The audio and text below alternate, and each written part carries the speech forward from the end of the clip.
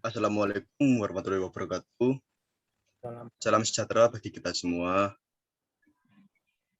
Permisi, Bapak. Di sini saya akan menjelaskan tentang menakar kelayakan berusaha di Indonesia.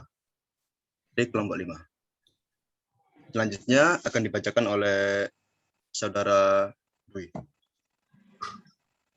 Terima kasih buat Mas Irwan. Untuk latar belakang, Indonesia menjadi salah satu negara di dunia yang merupakan negara untuk investasi.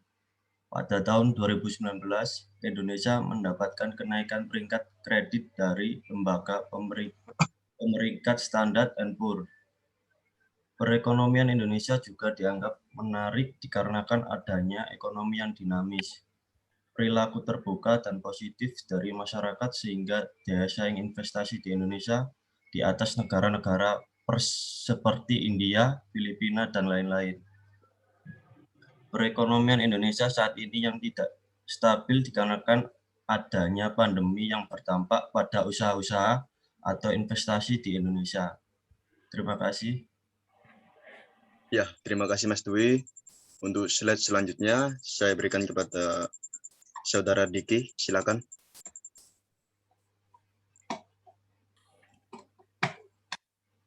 Ya, terima kasih Mas Irwan.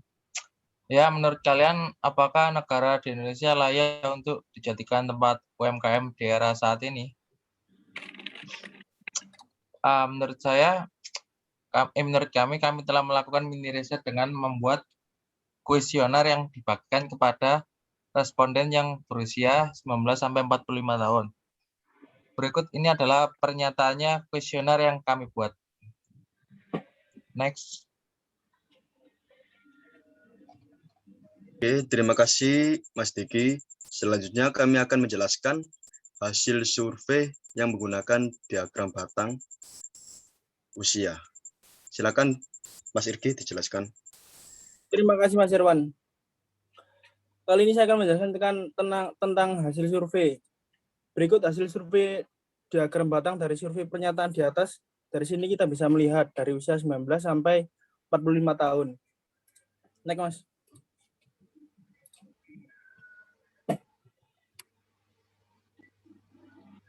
Lalu untuk pernyataan pertama, terdapat 30 responden yang telah mengisi pernyataan-pernyataan di atas. Pernyataan pertama, negara Indonesia layak dijadikan tempat untuk berusaha. 50% menjawab setuju, 20,4% menjawab netral, dan 28,6% menjawab sangat setuju.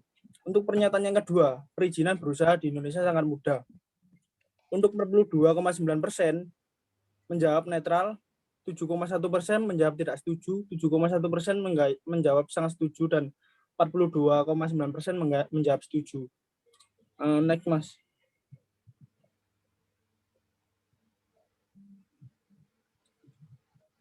Untuk pernyataan ketiga, pemerintah telah melakukan upaya untuk membantu generasi muda dalam berusaha, contoh seminar, pelatihan, dan lain-lain.